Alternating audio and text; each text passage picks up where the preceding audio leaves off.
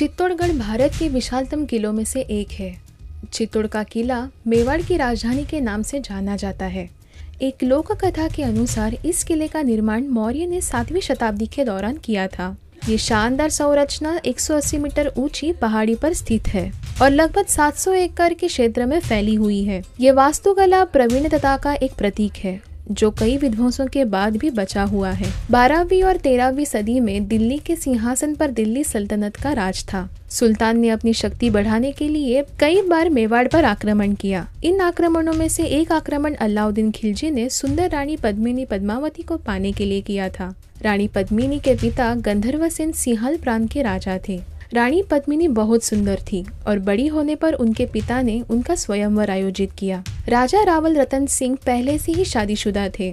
उनकी पत्नी नागमती होने के बावजूद वो स्वयंवर में आए हुए थे। राजा रतन सिंह ने मलखान सिंह को स्वयंवर में हराकर पद्मिनी पद्मावती से विवाह कर लिया। पद्मिनी की सुंदरता के बारे में सुनकर अलाउद्दीन खिलजी ने रानी पद्मिनी को पाने के लिए चित्तौड़ पर आक्रमण कर दिया। उसने चित्तौड़ के किले को कई महीनों तक घेरे रखा, लेकिन चित्तौड़ के वीर सैनिकों के कारण वो चित्तौड़ पर विजय नहीं पा सका। तब उसने छल से काम लेने की बात सोची। उसने राजा रतन सिंह के पास संदेश भेजा, हमने चित्तौड़ की रानी की सुंदरता के बारे में बहुत सुना है, आप एक बार हमें रानी को देखने दीजिए तो हम किले से हट जाएंगे। राजा और रानी ये प्रस्ताव सुनकर बहुत क्रोधित हुए, लेकिन इतनी छोटी सी बात के कारण चित्तौड़ के सैनिकों का खून वो नहीं बहाना चाहते थे। इसलिए उन्होंने कहा कि खिलजी आईने में रानी का चेहरा देख सकता है। अलाउद्दीन को आईने में रानी का चेहरा दिखाया गया, लेकिन रानी को देखने के बाद उसके मन में छल समा गया और फिर अलाउद्दीन खिलजी ने राजा रतन सिंह को धोखे से बंदी बना लिया। अलाउद्दीन खिलजी ने रानी के सामने शर्त रखी कि अगर रानी पद्मिनी खुद से उसे सौंप दे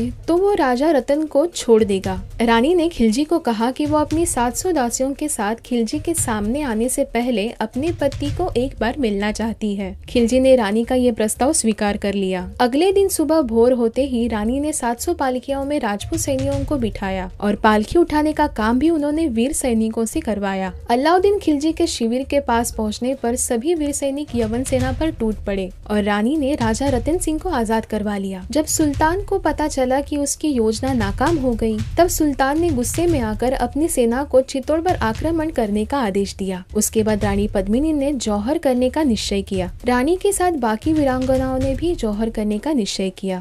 एक विशाल चिता जलाई गई। रानी पद्मिनी और बाकी वीरांगनाओं ने अपने परिवार वालों से अंतिम बार मुलाकात की। फिर वो वीरांगनाएं जल्दी चिता में कूद पड़ी और चित्तौड़ की मिट्टी को हमेशा के लिए पावन कर दिया। उसके बाद वीर सैनिक अलाउद्दीन की सेना पर टूट पड़े। भयंकर लड़ाई हुई। जीत के बाद जब खिलजी ने चित्तौड़ के किले में प्रवेश किया तो किले के भीतर उसे कोई नहीं मिला। स्त्रियां जौहर कर चुकी थी और पुरुष शहीद हो चुके थे। रानी पद्मिनी के जौहर की जीत हुई थी और ये जौहर हमेशा भारतवासियों को इस बात की याद दिलाता रहेगा कि भारत की स्त्रियों के लिए उनका सम्मान सर्वोपरि है। ऐसे ही वीर गाथा से प्रेरित होकर सुप्रसिद्ध डायरेक्टर संजय लीला भंसाली ने फिल्म बनाने का सोचा और वो अपनी आने वाली फिल्म पद्मावती को लेकर काफी उत्साहित है, जिसमें उन्होंने दीपिका पादुकोण, शाहिद कपूर, अदिति राव हैदरी और रणवीर सिंह को कास्ट किया है। रानी पद्मावती के किरदार में दीपिका पादुकोण नजर आएंगी तो शाहिद कपूर उनके पति राजा रावल रतन सिंह और रणवीर सिंह अलाउद्दीन खिलजी की भूमिका में नजर आएंगे। जैसा कि सभी जानते हैं कि अलाउद्दीन खिलजी की इस एक तरफा प्रेम कहानी में खिलजी और रानी पद्मावती का कोई मिलन नहीं होना है, इसलिए रणवीर सिंह और दीपिका के भी एक साथ कोई सीन शूट नहीं किए जाएंगे। अब देखते हैं कि पद्मावती को बॉक्स ऑफिस पर कैसा रिस्पॉन्स मिलता है। इसके बारे में और जानने के लिए बने रहिए हमारे साथ और सब्सक्राइब करना ना भूलिए।